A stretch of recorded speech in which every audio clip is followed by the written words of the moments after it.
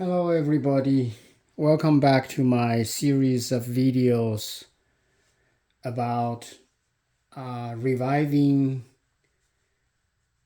NiCad batteries.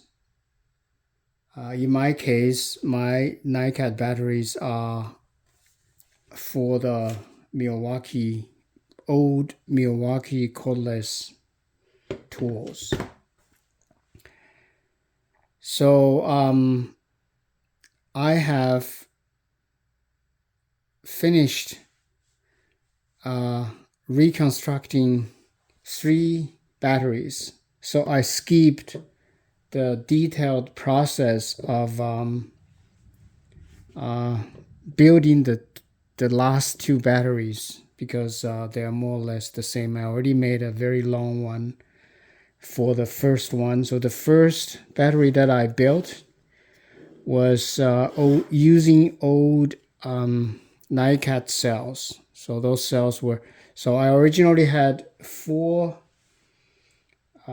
failed batteries basically. 3 of them were basically dead and 1 of them had a little bit charge. So I was able to find actually more than 15 usable NiCad cells. So I put 15 in this battery so that this battery is completely built using the old cells. And then I built a second one because I was able to find another 8 old cells that are still usable. So I put in 7 new cells that I purchased online. The 3400 mAh, so milliamp hour NiCad cells. I will show you very soon where I purchased them. Anyway, I purchased 30 cells like this. So I put 7 of them inside this one. So that's why I call this battery the mixed battery. Then I used another 15 brand new cells. Actually, I chose 15 that really have the lowest internal resistance and more or less matched internal resistance. I left the high resistance ones behind. So this is the battery that I built using all new cells. So as you can see now, I have 3 batteries now that works. So this is the battery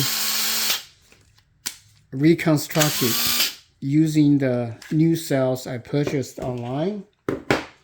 And the second one is a battery built with half new cells and half old cells. It also works.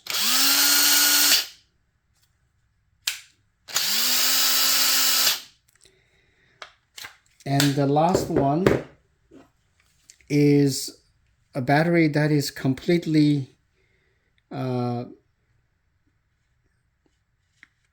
rebuilt using old cells that I was able to harvest from the old failed batteries. So this one should also work. So now I have these 3 batteries that I will try to first drain them. So because when I was building these batteries, each cell has a charge of close to 1.2 volts, like 1.25, around 1.25. So none of them are fully charged. I think when they are fully charged, the voltage of each cell is at least 1.3, and it could be as high as 1.4. So I do not want to charge them from a level which is now the voltage is now about 17 or 18 close to 18 volts. So I don't have to show them. So any battery with a charge of 18 volt should still be working. Like it's like a mid-level of charge. I think only when it's much lower than like 17 volts or even 16 volts, I think they will be, you have to charge them. But anyway, I want to just drain them and then charge them fully from almost drained to fully charged. And then after that, I'll check which one performs the best. I suspect the new ones would still perform the better because I somehow feel the batteries are okay. Well, I can't tell for sure, but anyway, time will tell. So now in the remaining part of this video, so this is the part 4 of my video. So I just want to finish this series of videos, which are already very long. So I'm going to show you the tools I used. So the first, a multimeter. Everybody has a multimeter. So the first tool that I would like to show you is this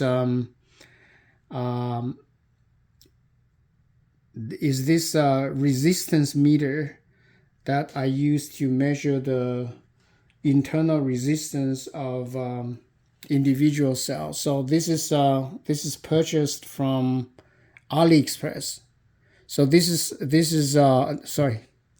is purchased from Amazon. So I use Amazon.ca because I'm in Canada. So this is a very long name.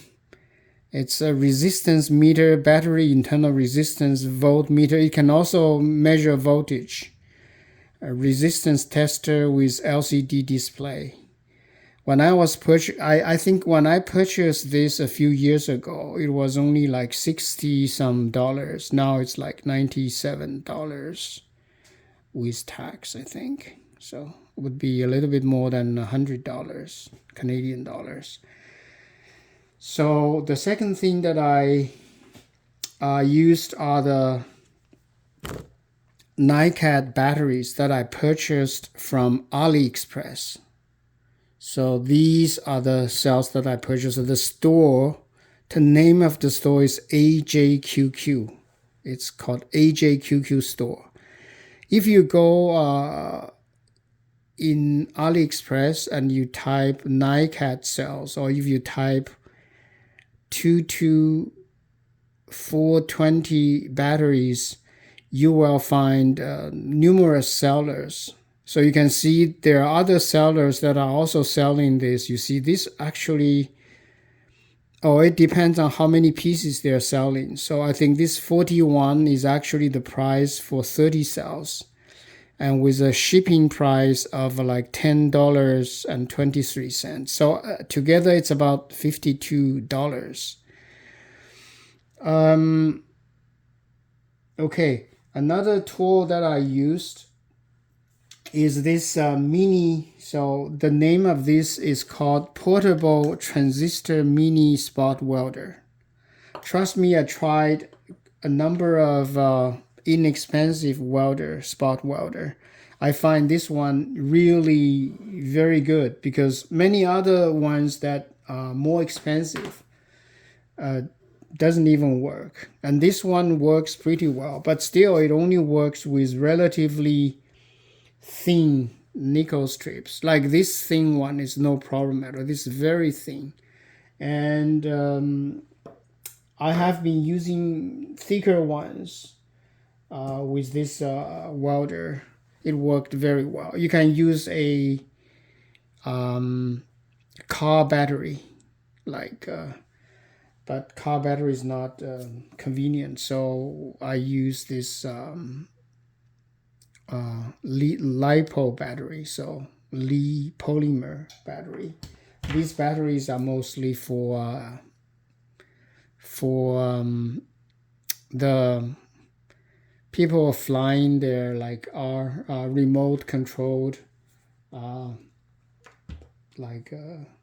airplanes and flying things. So this is high density, so they contain a lot of power with relatively less, smaller volume and lower weight. Anyway, so these are the things that I used to finish this project. And the multimeter, everybody has a multimeter. I wish I knew that the really good multimeter should be the Fluke brand, which is more expensive, but it's much better quality. I bought quite a few multimeters. None of them were the Fluke brand, but I can buy one, but I have so many other meters, so I just maybe not for now. Okay, so I'm very happy that I got the videos finished finally, and I hope I will come back after a few months and to report my findings about the performance of these batteries I built. Thank you for your attention, and I've got to finish now. Bye bye.